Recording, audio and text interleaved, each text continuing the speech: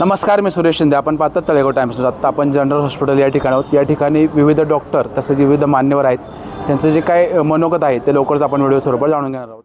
की त्यांनी आपलं गाव निवडलं आणि याच पिढीचा वारसा घेतलेले नितीन सरदेसाई आपलं मनोगत व्यक्त करतायत. Good morning. On behalf of the Talegaon General Hospital Managing Council and the Sardesai family, I extend a warm welcome to all the honorable dignitaries on the dais, the doctors, all my friends and family gathered for this momentous centenary celebration. I am proud to be present here today to try to provide an insight into the life and career of the visionary that was Dr. Bhausaheb Sardesai. I am going to take you through his life's inspirational journey, which drove him to start and nurture for 48 years the august institution that is Talegaon General Hospital and Convalescent Home today. I hope I can do justice to this honorable task today. Dr. Bhausaheb Sardesai, D.S. Sardesai, came from a humble background in Ratnagiri district and was the youngest amongst 5 brothers and 2 sisters. His eldest brother was the late Padma Bhushan Riyasatkar G.S. Sardesai. Dr. Sardesai moved to Baroda with his elder brother for primary education and had the opportunity of acquiring school education with the royal princes of the Gaikwad royal family.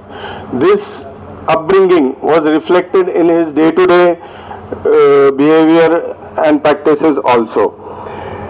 He took admission to the prestigious Grant Medical College at Bombay in 1905 for pursuing his medical education.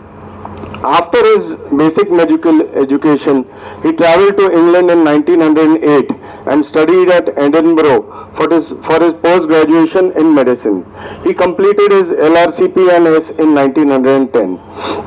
He gained his initial experience in ophthalmology at Birmingham and later specialized in ophthalmology during his 2.5-year residency at Wolverhampton and Midland Counties Eye Infirmary. This was where he was deeply inspired to carry out social and charitable work. Dr. Sardesai then returned to India in 1912 and having done social work in England, he was deeply affected by the lack of medical facilities available for the poor population of British-ruled India at that time. He started the Chamar Bagwala Charitable Hospital in 1913 at the age of 30 years in a small chawl at Parel in Bombay along with his friend and colleague Dr. Sathe. Here he treated hordes of mill workers of Parel. His reputation as a leading eye specialist spread all over Maharashtra from here. This hospital shifted to its own 50-bedded hospital building through donations collected by Dr. Sardesai in 1931, being renamed as the Haji Bachchu Ali Charitable Hospital, Parel, Mumbai, which still stands and is a successful eye hospital. The urge to cater to the medical needs of rural masses soon led him to Kamshet and Talegaon. Dr. Bhausaheb Sardesai founded the Talegaon General Hospital as an eye hospital in 1925, which started in a humble 2-room chawl near Talegaon station. Dr. Sardesai soon made efforts to acquire the current land, which was graciously leased out by the Dabade family.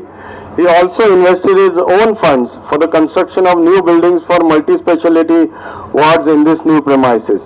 The hospital thus shifted to its own 50-bedded multi-specialty building and premises on 27 March 1932 on the auspicious occasion of Gudi Padwa. Dr. Sardesai was also inspired by Lady Linlithgow's TB fund in Bombay, but the treatment of TB was not affordable to the poor population of Maharashtra at that time. He hence started a charitable TB sanatorium for poor patients at this very general hospital in rural Talegaon due to its dry and temperate climate, which was suitable for the treatment of TB. In a short span of 10 to 15 years, around 10,000 patients per year from Mahawal Taluka were being treated here. Approximately 1,000 surgeries and 100 TB patients were also being treated here annually. Talegaon General Hospital soon became a leading rural hospital dedicated to the masses of Mawal Taluka, treating patients in all branches of medicine. Along with TB and ophthalmology, the other important departments for treatment at the hospital were radiology, medicine, surgery, pediatrics, dentistry, gynecology, which catered to the needs of the local rural population. The hospital also catered to senior citizens in need of medical support. These senior citizens were encouraged to invest in building a house over here, and with the agreement that their treatment would be taken care of by the hospital, and that after their demise, that house would be handed over to the hospital for use as the TB sanatorium. The hospital has seen its milestones being celebrated in the presence of various dignitaries, some of which are N.C. Kelkar at the inauguration of the new building in 1932, Mahatma Gandhi at his visit after Dr. Sardesai treated his granddaughter in 1945, Maharishi Karve, Wrangler Paranspe and Riyasatkar Sardesai at the Silver Jubilee in 1950, Shri Yashwantrao Chauhan at the Golden Jubilee in 1976, Shri Sharad Pawar at the Platinum Jubilee in the year 2000, and Shri Ajit Pawar for the inauguration of the TGH Oncolife Center in 2022. I would like to dwell upon the TGH Oncolife Center over here for a moment. The TGH Oncolife Center has very special machinery over here. The accuracy of pinpointing the location of the cancer is very precise in the machinery that they have imported and installed over here. They also have a live kind of biopsy center over here, which caters to patients being under surgery, and I am sure Shri Ujay Deshmukh will enlighten more upon this. Today's centenary celebration. व्यासपीठावरील सर्व आणि व्यासपीठासमोरील सर्व मान्यवर बंधू आणि भगिनींनो, Talegaon general hospital trust या ट्रस्टमध्ये काम करण्याची संधी मला, गणेशला आणि सर्व संचालकांना मिळाली. त्या स्वर्गवासी माननीय कृष्णाजी भेगडे साहेब यांच्यामुळेच आम्ही सर्वजण इथे काम करत आहोत. मित्रांनो, भाऊसाहेब सरदेसाई 100 वर्षापूर्वी त्यांनी हे स्वप्न पाहिलं. स्वप्न पाहताना मुंबई स्थित असतं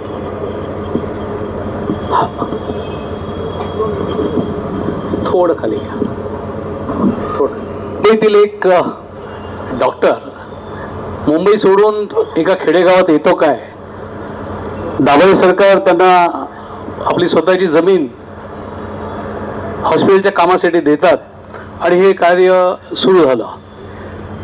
अनेक डॉक्टर्सचं त्याच्या मागचं योगदान आहे. माझ्यासमोर आज तळेगाव हॉस्पिटलचे जे काही डॉक्टर्स अनेक, मी ज्या 25 वर्षापूर्वी इथे संचालक झालो त्यापैकी अनेक डॉक्टर्स मला समोर दिसत आहेत. डॉक्टर कोलते यांना मी ओळखतो, डॉक्टर राजीव राऊत आहेत, डॉक्टर श्रीकांत आहे, अनेक डॉक्टरांची नाव घेता येईल. पत्की डॉक्टर आहेत, जोग डॉक्टर आहेत, भाटे सर आहेत, मधुसूदन जवळ सर आहेत.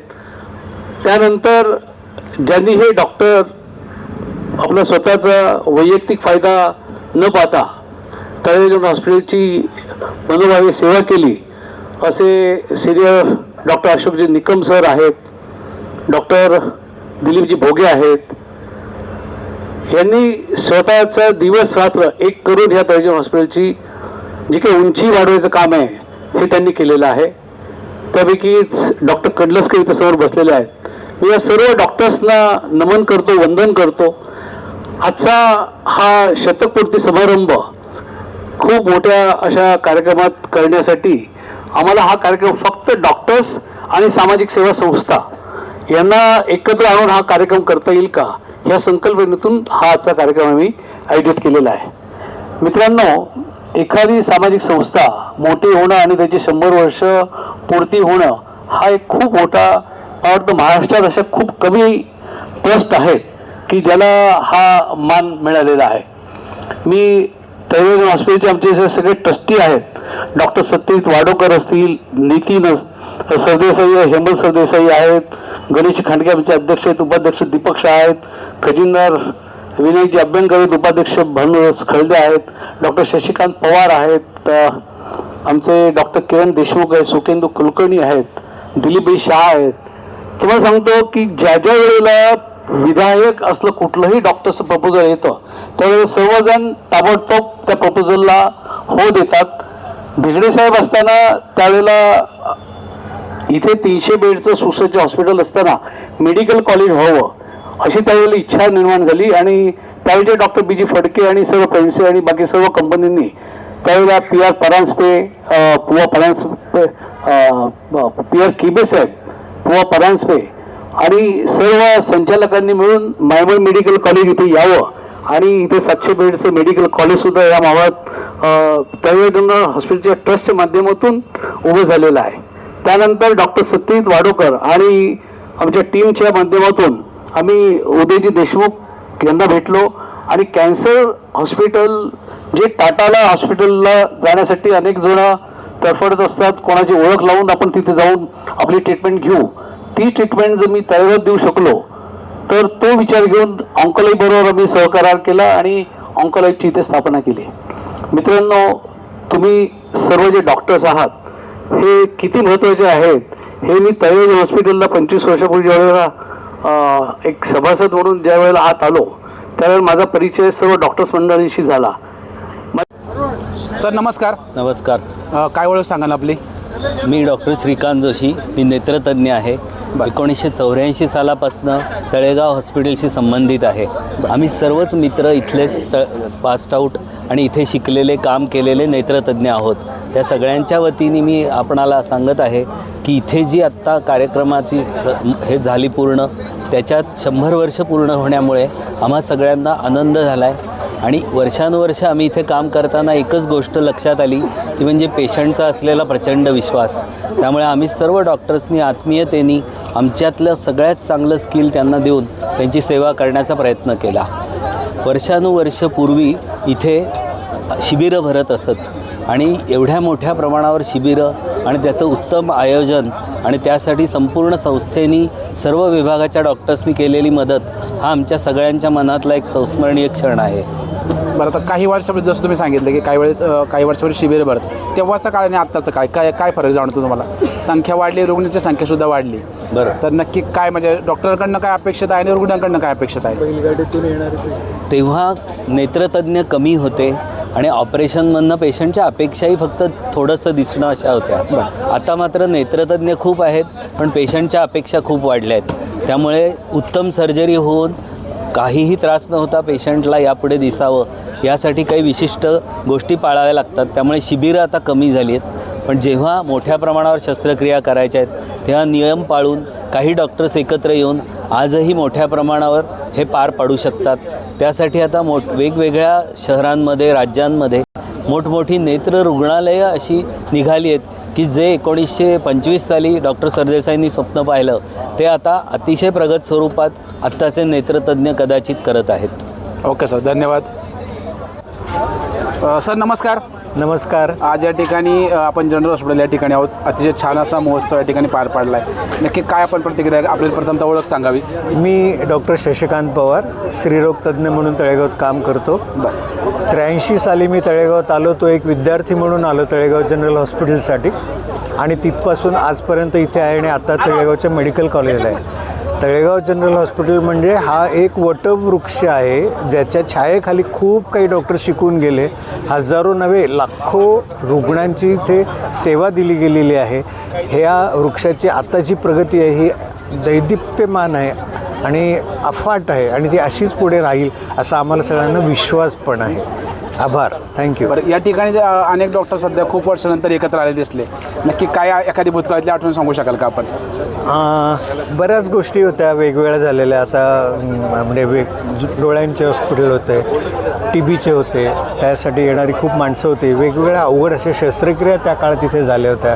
ज्यावेळेला हायटेक नव्हतं काही आपल्याकडे, त्यावेळेला अवघड परिस्थितीतनं, ज्यावेळेला लॅबोरेटरी पण नाही आहे, इन्व्हेस्टिगेशन्स लिमिटेड होते, अशा काळामध्ये सर्व्हिस देणं हा वेगळा अनुभव होता. आणि या सगळ्या लोकांनी तो इतक्या छान केलेला आहे, त्याच्या आठवणी सांगणं खूप वेळ घेणार आहे. पण खूप सुंदर प्रसंग आमच्या आयुष्यात या हॉस्पिटलने दिलेले आहेत. थँक्यू. ओके.